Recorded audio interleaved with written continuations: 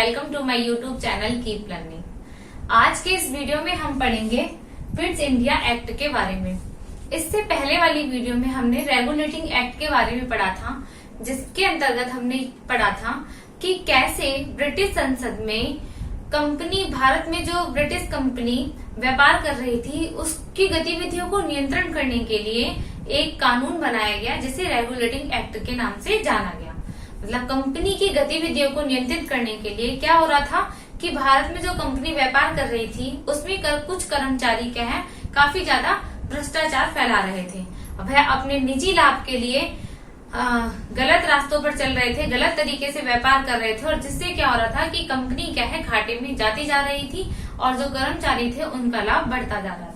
तो उनको कंट्रोल करने के लिए ब्रिटिश संसद में इस बात की मांग उठने लगी कि कोई इस प्रकार का कानून बनाया जा सके जिससे कि कंपनी में जो काम करने वाले कर्मचारी हैं या अध्यक्ष हैं कंपनी के, उनका क्या कह सकते उनकी योग्यता का एक मापदंड हो।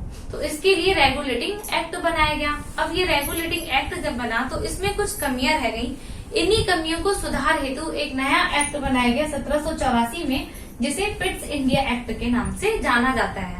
इसी के बारे में आज के हम अपने इस वीडियो में पढ़ेंगे।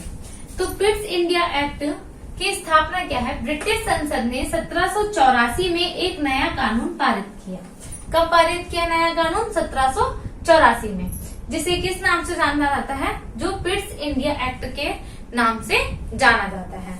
1784 में ब्रिटिश संसद में एक फिर से नया कानून बना, और ये कानून किस लिए बना था कि रेगुलेटिंग एक्ट में जो कमियां रह गई थी उन कमियों को सुधारा जा सके, उसमें कुछ चेंजेस किए गए थे। तो ये किस नाम से जाना गया? 1784 में जो नया कानून बना ये फिट्स इंडिया एक्ट के नाम से जाना गया। इसी अधिनियम के तहत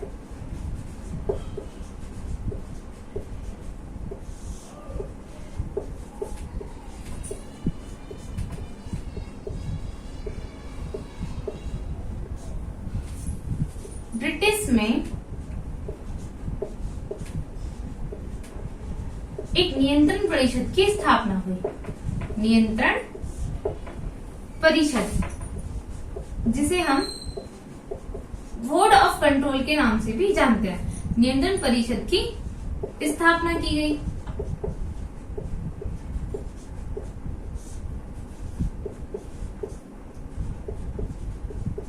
जिसे हम और किस नाम से जानते हैं? जिसे हम बोर्ड ऑफ कंट्रोल भी कहते हैं। Board of control. तो फिट्स इंडिया एक्ट बना, उसके तहत बोर्ड ऑफ कंट्रोल की स्थापना की गई। अब जैसा कि इसके नाम से ही पता चल रहा है, कंट्रोल, ऐसा बोर्ड बनाना जो क्या करे, कंट्रोल करे। तो किसकी स्थापना की गई? बोर्ड ऑफ कंट्रोल की स्थापना की गई।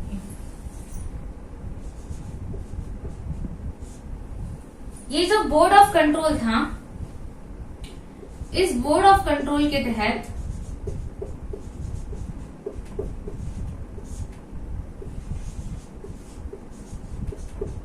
बोर्ड ऑफ कंट्रोल के तहत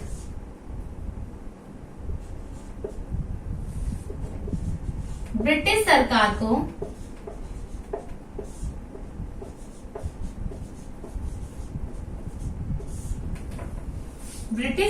को भारत ने कंपनी की मैं आपको ये पॉइंट नोट करवा दे रही हूँ ताकि आप इनको पढ़ के अच्छे से और समझ सके, या आप इनको जब दोबारा रिवाइज करें तो इन सारी चीजों को रिपीट करके पढ़ सके। इस बोर्ड ऑफ कंट्रोल के तहत ब्रिटिश सरकार को भारत में कंपनी की राजनीतिक, कंपनी की सैनिक बोल देते हैं, सैनिक या असैनिक, असैनिक व राजस्व संबंधी, राजस्व तो कंपनी तभी दे रही थी जब उसको क्या अधिकार मिल गए थे, क्षेत्रों पर उसने अपना अधिकार कर लिया था। राजस्व संबंधी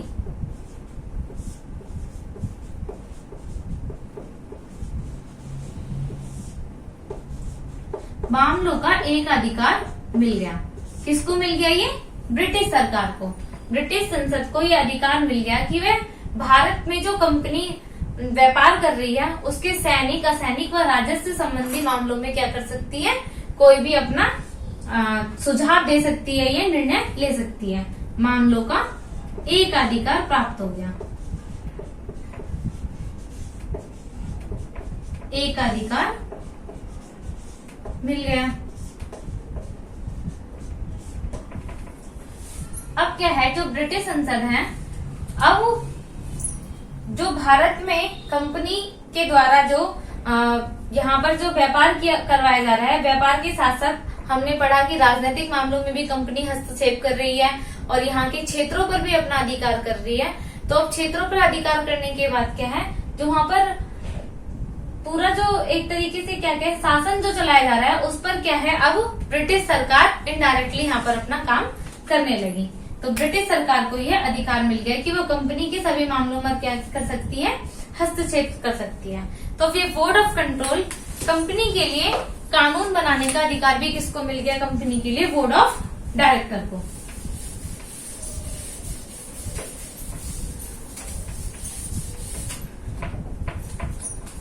दूसरा पॉइंट हम नोट करेंगे, बोर्ड ऑफ कंट्रोल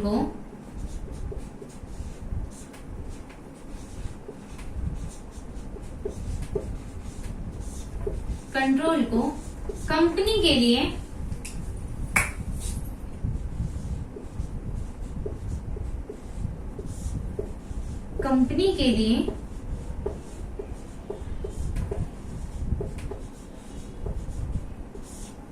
कानून बनाने का अधिकार भी मिल गया।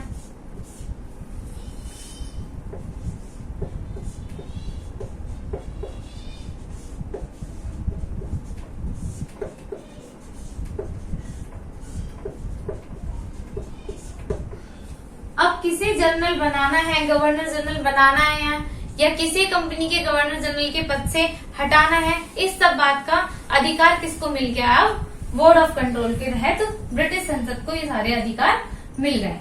तो गवर्नर जनरल की नियुक्ति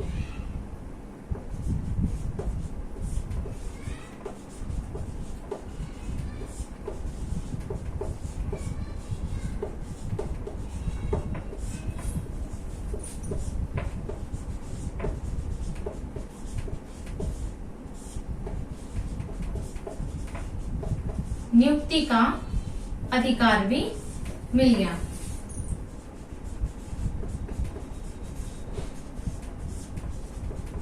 मतलब बोर्ड ऑफ कंट्रोल अब क्या करने लगा, कंपनी के लिए कानून बनाने का काम किसको मिल गया, बोर्ड ऑफ कंट्रोल को मिल गया।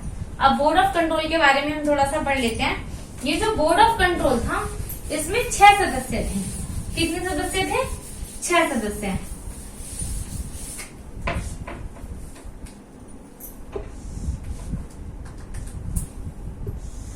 बोर्ड ऑफ कंट्रोल में सदस्य संख्या कितनी थी, 6 सदस्य थे। और इसके जो अध्यक्ष थे, ये जो अध्यक्ष थे ये ब्रिटिश संसद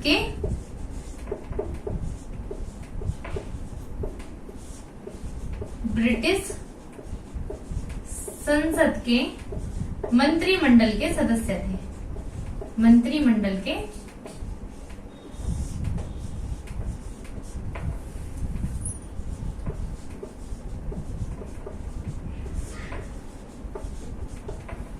बोर्ड ऑफ कंट्रोल में 6 सदस्य नियुक्त किए गए। उन सदस्यों में जो अध्यक्ष बनाया गया वो किसको बनाया गया, ब्रिटिश संसद के मंत्रिमंडल के सदस्य को। मंत्रिमंडल के जो सदस्य थे उन्हें क्या बनाया गया, यहाँ का इस बोर्ड ऑफ कंट्रोल का अध्यक्ष बनाया गया। इस ब्रिटिश इंडिया एक्ट के तहत और एक नई चीज क्या की गई कि जो गवर्नर जनरल था उसके अधिकारों को बढ़ा दिया गया। गवर्नर जनरल के अधिकारों को बढ़ा दिया गया। अगला पॉइंट,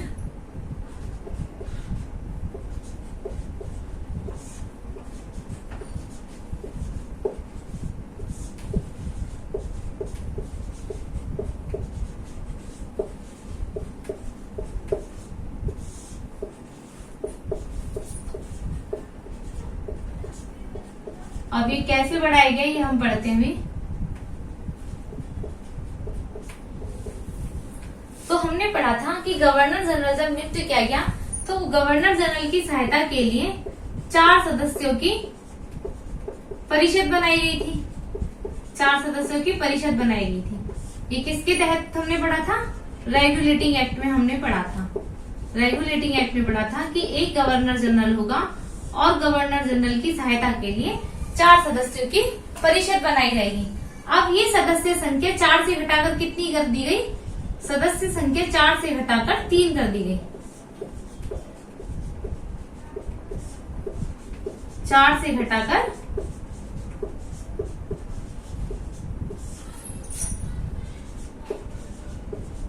3 कर दी गई।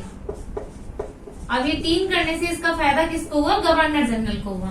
पहले 4 थी सदस्य संख्या। किसी चीज के लिए अगर निर्णय लेना है तो 2 व्यक्ति एक पक्ष में है और 2 सदस्य एक पक्ष में है। तो अब गवर्नर जनरल का तीसरा वोट होता था, जो जिसके पक्ष में गवर्नर जनरल अपना वोट देता था। वहां जैसे 2 एक तरफ है, 2 एक तरफ है। जब 4 सदस्य संख्या थी तो जिसकी तरफ की गवर्नर जनरल वाला जुड़ जाता था वही क्या हो जाता था? वही बात मानी जाती थी।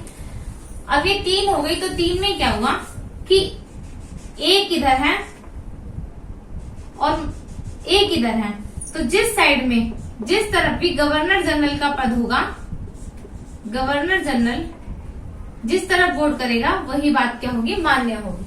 मतलब अब गवर्नर जनरल को किसी भी निर्णय लेने के लिए क्या थी? केवल एक सदस्य का मत क्या था? अपने पक्ष में चाहिए था। यदि एक सदस्य भी गवर्नर जनरल के पक्ष में है तो उसमें वह अपना वोट मिलाकर क्या कर सकता है? उस बात को मनवा सकता है। कोई भी अधिनियम है या कुछ भी है उसके बारे में क्या था इसकी? अब इसकी पावर क्या है? बढ़ गई। गवर्नर जनरल की शक्ति बढ़ गई इस तरीके से। और क्या किया गया कि गवर्नर जनरल को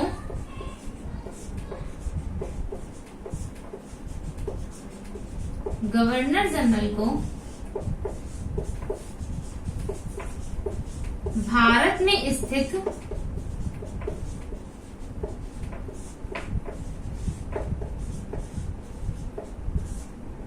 ब्रिटिश फौज का सेनापति बना दिया गया।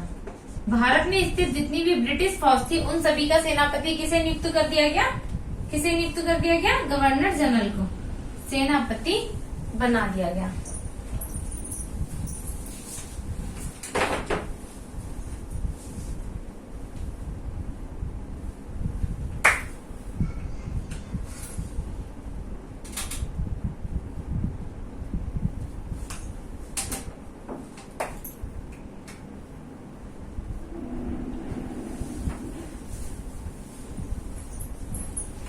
ब्रिटिश फौज का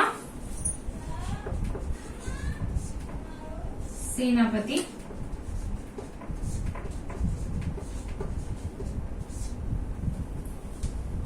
बना दिया। और क्या नई बात इस पिट्स इंडिया एक्ट के तहत जोड़ी गई कि जो संसद का नियंत्रण था उसको भी बढ़ा दिया गया। संसदीय नियंत्रण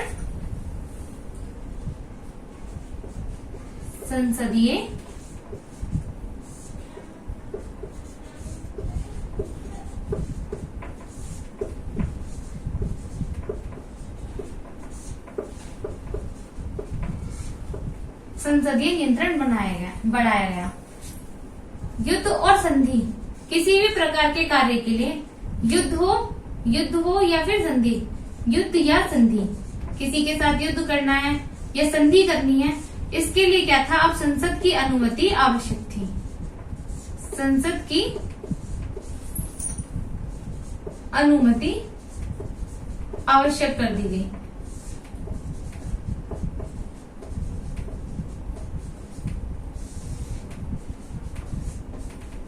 किसी भी प्रकार का कोई युद्ध होना है या फिर कोई संधि करनी है तो इसके लिए क्या है? आप संसद से पहले अनुमति लेनी होगी। तो इस तरीके से क्या है? संसदीय नियंत्रण को भी यहाँ पर बढ़ा दिया गया।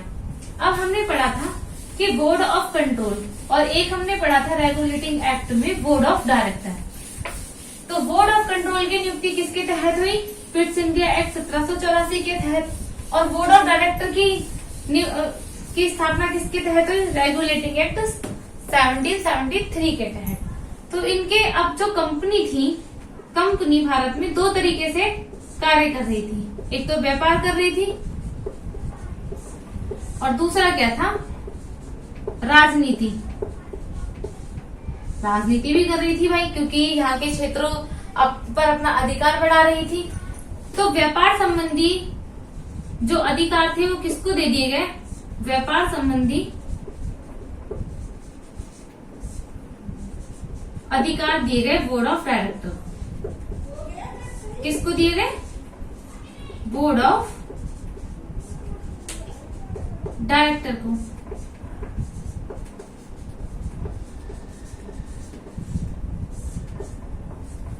और राजनीतिक संबंधी जो जितने भी निर्णय थे वो किसको दिए गए, बोर्ड ऑफ कंट्रोल को। बोर्ड ऑफ कंट्रोल को भारत में जितने भी राजनीतिक संबंधी निर्णय होंगे उसमें जो निर्णय लिया जाएगा वो किसके द्वारा लिया जाएगा, बोर्ड ऑफ कंट्रोल के द्वारा।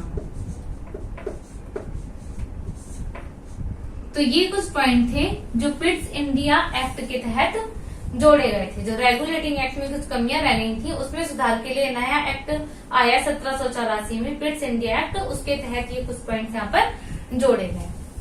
तो आज हमारा ये रेगुलेटिंग एक्ट 1773 और पिट्स इंडिया एक्ट 1784 का जो टॉपिक है हमारा पूरा वो यहाँ पर कंप्लीट होता है। तो आई होप आपको ये वीडियो पसंद आई होगी। तो मुझे प्लीज कमेंट्स बॉक्स में जरूर बताएं कि आपको मेरी वीडियो कैसी लगी, या फिर और भी कोई सुझाव आप मुझे देना चाहते हैं तो उनके बारे में भी जरूर बताएं। और साथ ही अगर आपको मेरी वीडियो पसंद आई हो तो इसे लाइक और सब्सक्राइब करना ना भूलें। Thank you so much.